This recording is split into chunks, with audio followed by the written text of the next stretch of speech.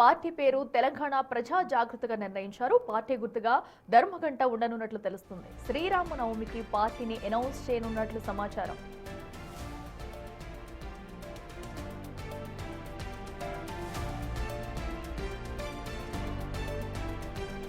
సర్వోదయ తెలంగాణ లక్ష్యంగా ప్లాన్ చేస్తున్నామన్నారు కవిత. హైదరాబాద్ లో భారీ బహిరంగ సభ ఏర్పాటు చేసి పార్టీని ప్రకటిస్తామన్నారు. పార్టీ ఏర్పాటు చేసే ముందు దేశవ్యాప్తంగా ఉన్న రాజకీయ ప్రముఖులను కలుస్తామన్నారు. నిజామాబాద్, ఖమ్మం, మహబూబాబాద్ వంటి ప్రాంతాల్లో జాగృతికి మంచి పట్టు ఉందన్నారు. తమకు ఎలాంటి అజెండా లేదని ప్రజలే అజెండా అన్నారామె.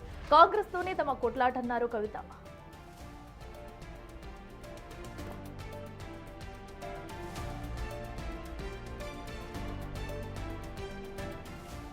ఇప్పటికే కేంద్ర ఎన్నికల కమిషన్ కు పార్టీ పేరు గుర్తుతో దరఖాస్తు చేసుకున్నారు కవిత. పార్టీ పేరు గుర్తు కేటాయింపుపై ఆలస్యం అవుతుందని హైకోర్టులో పిటిషన్ నమోదైంది. దీనిపై విచారణ జరిపిన ఢిల్లీ హైకోర్టు పార్టీ పేరు గుర్తుపై త్వరగా నిర్ణయాలను ప్రకటించాలని ఆదేశించింది.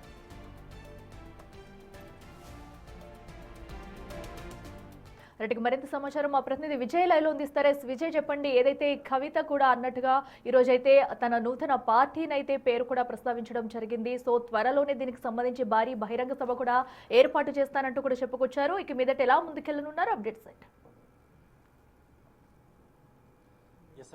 రానున్నటువంటి రోజుల్లోనే అతి తొందరలోనే కవిత తన కొత్త పార్టీని తెలంగాణ ప్రజా జాగృతి అనేటువంటి పేరుతోనైతే తెలంగాణకు సంబంధించి ఈ పార్టీని నమోదు చేసుకున్నట్లుగా కూడా మనకి స్పష్టత అయితే వచ్చిందని చెప్పాలి. దీనికి సంబంధించి అటు ఢిల్లీ హైకోర్టులో కూడా తన పార్టీకి అలాగే తన పార్టీకి సంబంధించినటువంటి గుర్తుకు తొందరలోనే ఆమోదం తెలపాలంటూ కూడా ఇటు కేంద్ర ఎన్నికల సంఘానికి కూడా ఇప్పటికే కవిత పలుమార్లు పిటిషన్లు అందించినప్పటికీ కూడా విన్నవించుకున్నప్పటికీ కూడా ఆలస్యం అవుతా ఉంది. దీనికి సంబంధించి ఏదో ఒక నిర్ణయం తొందరగా తీసుకోవాలంటూ కూడా ఇటు హైకోర్టులో అయితే కవిత ఒక పిటిషన్ కూడా దాఖలు చేసింది. ఇవాళ హైకోర్టు కూడా సానుకూలంగా స్పందిస్తూ కవితకు సంబంధించినటువంటి పార్టీ కావచ్చు, పార్టీ పేరు కావచ్చు, అలాగే పార్టీ గుర్తుకు సంబంధించినటువంటి ఏదైతే అంశం ఉందో దానిపైన అతి తొందరగానే నిర్ణయం తీసుకోవాలంటూ కూడా హైకోర్టు కూడా ఇప్పటికే ఇటు ఎన్నికల కమిషన్కి కూడా సూచించింది. అయితే ఇక్కడ ఇంట్రెస్టింగ్ ఫ్యాక్ట్ ఏంటంటే తెలంగాణ ప్రజా జాగృతి అనేటువంటి పేరు ఎప్పుడైతే కవిత అనౌన్స్ చేసినటువంటి పరిస్థితి ఉందో, అంటే ఆవిడ ప్రతిపాదించినటువంటి పరిస్థితి ఉందో,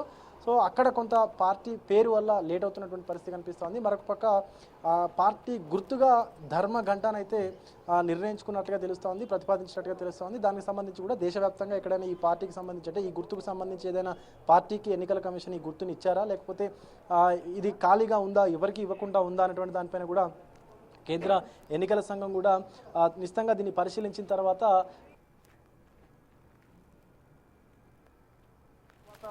ఖమ్మం కావచ్చు, అలాగే ఇతర ఏదైతే మహబూబాద్ ఏరియాలు కావచ్చు, ఈ ఏరియాల్లో సాధ్యమైనంత ఎక్కువగా ఎక్కడైతే జాగృతికి పట్టుందో ఆ ఏరియాలోనే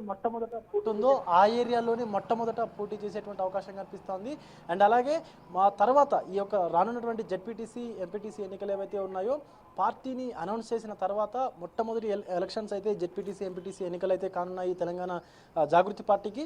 సో వాటిపైన కూడా ఫోకస్ చేస్తున్నట్లుగా అయితే మనకి స్పష్టమైతే అవుతా ఉంది. దీనికి సంబంధించి జెడ్పీటీసీ, ఎంపీటీసీ ఎన్నికల్లో కూడా ఖచ్చితంగా జాగృతి నాయకులు కూడా పోటీ చేసేటువంటి అవకాశం ఉంది. ఎందుకంటే గత మున్సిపల్ ఎన్నికల్లో కూడా చూసాం మనము, మున్సిపల్ ఎన్నికల్లో కూడా 1-2 చోట్ల జాగృతి తమ నాయకులను అయితే గెలిపించుకోగలిగింది. సో దానికి సంబంధించి కూడా రానున్నటువంటి ఈ యొక్క జెడ్పీటీసీ, ఎంపీటీసీ ఎన్నికల్లో కూడా ఇటు జాగృతి కార్యకర్తలు అయితే పోటీ చేసేటువంటి అవకాశం అయితే కనిపిస్తుంది. సో దానికి సంబంధించి కూడా కార్యాచరణని ఇప్పటి నుంచే మొదలుపెట్టినట్లుగా అయితే తెలుస్తూ ఉంది. ఇక తమకు అంటే తమ పార్టీకి సంబంధించి ఎవరు కూడా మాకు టార్గెట్ కాదు, మా టార్గెట్ కేవలం అధికార కాంగ్రెస్ పార్టీ మాత్రమే అంటూ కూడా కవిత మాట్లాడుకొచ్చినటువంటి సందర్భం అయితే ఉంది. ఇక బీఆర్ఎస్ కావచ్చు, బీజేపీని కావచ్చు లెక్కలో కూడా తీసుకున్నటువంటి పరిస్థితి మనకి స్పష్టంగా కనిపిస్తూ ఉంది.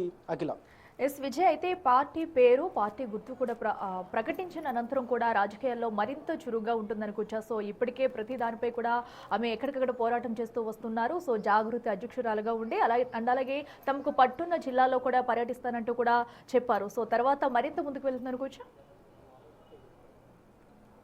ఎస్, ఎగ్జాక్ట్లీ, ఖచ్చితంగా అనుకోవచ్చు అఖిల. ఎందుకంటే పార్టీని అనౌన్స్ చేసిన తర్వాత కింది స్థాయి నుంచి అంటే గ్రామ స్థాయి నుంచి కూడా సపరేట్గా కమిటీలను ఏర్పాటు చేసుకొని ఆ కమిటీల ద్వారా గ్రామ కమిటీల నుంచి మండల కమిటీలు, మండల కమిటీల ద్వారా నియోజకవర్గ కమిటీలు కూడా ఏర్పాటు చేసుకునేటువంటి అవకాశం అయితే కనిపిస్తుంది. ఇప్పటి వరకు చాలా రకాల కమిటీలను ఏర్పాటు చేసుకొని జిల్లా నాయకులు కావచ్చు, లేకపోతే స్టేట్ పరంగా ఉన్నటువంటి నాయకులు కావచ్చు, లేకపోతే ఇటు అనేక రకాల సంఘాలు ఏవైతే ఉన్నాయో ఉద్యోగ సంఘాలకు సంబంధించినటువంటి కమిటీలు కావచ్చు, వీటన్నిటిని తీసుకున్నట్లయితే వీటితో పాటు కింది స్థాయి నుంచి కూడా పార్టీని బలోపేతం చేసేందుకైతే కవిత ప్రయత్నాలు చేస్తున్నారని చెప్పాలి. పార్టీని వన్స్ ఒక్కసారి అనౌన్స్ చేసిన తర్వాత మరింత చురుకుగా రాజకీయాల్లో పాల్గొనేటువంటి అవకాశం అయితే ఖచ్చితంగా ఉంది. అఖిల.